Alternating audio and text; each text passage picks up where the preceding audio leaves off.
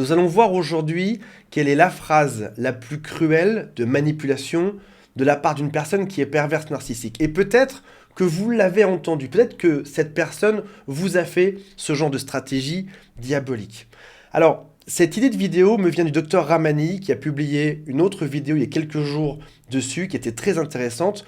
Je me permets de rebondir dessus parce que j'ai très souvent ce cas de figure en coaching et à chaque fois que les gens me parlent de ça, ils sont en effet dans un mode de panique. Avant que je vous livre cette phrase, si vous le souhaitez, abonnez-vous. Si jamais vous avez un ami qui vit ce genre de choses, transmettez-lui cette vidéo pour qu'il arrête de paniquer, pour qu'il puisse comprendre ce qui lui arrive dans ce type de relation. La phrase que je vais vous donner dans un instant est dans la catégorie de manipulation qui s'appelle gaslighting.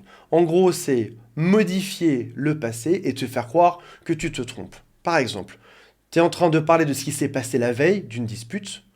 La personne qui est perverse narcissique va te dire « mais on ne s'est jamais disputé hier ». En gros, vous étiez tous les deux présents au même moment, dans le passé, mais vous n'avez pas du tout la même version de ce qui s'est passé. Et là, tu te remets en question, tu te dis « mais si ça se trouve, je suis juste dingue ». Ou alors pourquoi est-ce que cette personne que j'aime et qui m'aime me mentirait et tu n'arrives pas à comprendre ce qu'il se passe. Et ça s'ensuit par une grosse remise en question. À force qu'on vous fasse cette technique d'ailleurs, au passage, beaucoup de gens qui sont victimes de pervers narcissiques finissent par enregistrer avec leur téléphone par exemple. Parce qu'ils disent, par la suite, tu ne pourras plus jamais me mentir sur ce qui s'est passé. J'ai la preuve audio dessus. Alors, sans plus attendre, je vous livre cette phrase qui est la suivante, c'est « personne ne te croira ». Une autre variante, ce serait « qui te croira » si jamais tu vas en parler à l'extérieur. Voici un exemple tout simple pour démarrer. Cette personne perverse narcissique te fait un truc qui est atroce. Ou alors elle te rabaisse, elle te dénigre, elle te critique en permanence. Le ton monte parce que t'en as marre au bout d'un moment, tu finis peut-être par crier ou par claquer la porte. Et cette personne perverse narcissique va te dire, tu vois, t'es juste un dingue, tu sais pas gérer ta colère, t'exploses tout le temps, tu me fais même peur, t'es même dangereux, je vais le dire à tout le monde. Et là, tu dis, je comprends pas, c'est toi qui me taquine depuis des heures, c'est toi qui me fais souffrir, et c'est toi le problème là-dedans. Et cette personne perverse dira, mais vas-y, dis-le à l'extérieur. Qui te croira? Parce qu'en réalité, les gens lui feront confiance à lui. Un autre exemple que j'ai déjà vu en accompagnement. Personne perverse narcissique se blesse toute seule, fait même exprès de taper sa tête contre un mur. Et elle dit, tu m'as frappé. On est encore une fois sur du gaslighting. Transformer la réalité. Et tu dis, mais non, tu viens de le faire. Personne te répond, oui, mais qui te croira? Un autre exemple, il y en a tellement. Cette personne te dit, offre-moi un cadeau, comporte-toi comme ceci, fais cela. Si jamais tu ne le fais pas, je dirai à tout le monde que tu es un psychopathe, ou que tu es comme ci, ou que tu es addict, ou que tu es drogué. Et là tu dis, mais non, c'est faux, je vais pouvoir me défendre auprès des autres. Et il te répond, mais non, personne ne te croira. Ou alors il peut te voler, et ça finit toujours de la même manière. Et le pire là-dedans, pourquoi est-ce que cette phrase nous fait si mal? Parce qu'ils ont raison. Ces pervers narcissiques ont souvent une très bonne image à l'extérieur. On les respecte, ils sont drôles, ils sont intelligents, ils s'entendent bien avec tout le monde. Pendant tout le temps de la relation, ils t'ont dénigré. Donc, si jamais les problèmes arrivent toujours à huis clos, à l'extérieur, ils sont parfaits. Lorsqu'ils rentrent le soir, ils ferment la porte et c'est là que les problèmes démarrent. Mais lorsqu'ils réouvriront la porte et qu'ils diront ce qui s'est passé, qui va croire qui? Probablement que ce sera son scénario qui sera plus cru que le tien. Donc en fait, oui, ils ont partiellement raison. Certaines personnes vont les croire. Et cette technique de manipulation de leur part est d'autant plus forte que ça va venir réveiller quelque chose d'autre chez toi. Le sentiment d'injustice.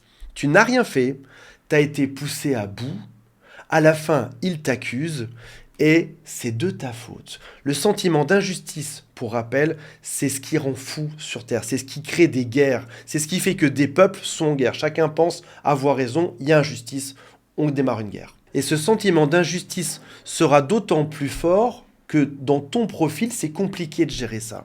Parce que si jamais tu es tombé sur un pervers narcissique, c'est probablement que tu as un profil sauveur, ou Mère Teresa, ou Saint Bernard, ou thérapeute, ou service à la personne, ou bisounours, tout simplement.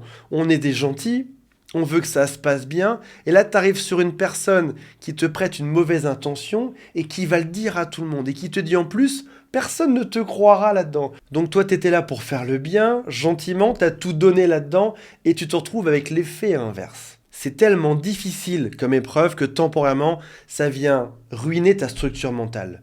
En gros, la personne que t'aimes le plus au monde, avec qui t'étais en couple, ou même une personne de ta famille au passage, qui devrait faire le bien, est en train de te faire souffrir. Cette personne est même en train de détruire ta réputation, elle t'accuse auprès de tes amis, elle peut même aller porter plainte contre toi pour quelque chose que elle-même t'a fait. Elle peut en parler à tes enfants, tu sais, ta mère elle est comme ci, ton père il est comme ça, ils peuvent tout inventer. Ils font tout ceci pour te rendre dingue et pour que tu te sentes impuissant là-dedans. Tu aurais du mal à faire valoir que c'est l'inverse qui s'est passé. Tu t'effondres temporairement. Un peu comme un chat jouer avec une souris, cette personne perverse narcissique s'amuse à te regarder, te débattre et souffrir. Tout ceci au passage, c'est juste un théâtre, c'est un spectacle ou un cinéma. Il fait exprès de te mettre dans ce type de situation parce qu'il sait que ça te fait du mal. Il sait que tu n'aimes pas ça. Parce que oui, c'est dur, mais c'est juste un jeu.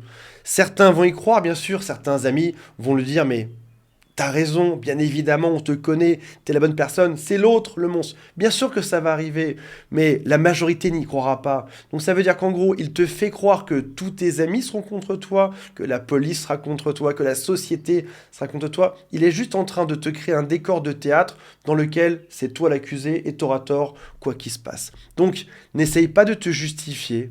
Parce que ce serait d'autant plus jouissif pour lui de te voir te débattre en train d'essayer de prouver que tu as raison. Il n'a pas gâché ton honneur, il te ruine pas la réputation auprès de tout le monde, mais il te fait croire que oui.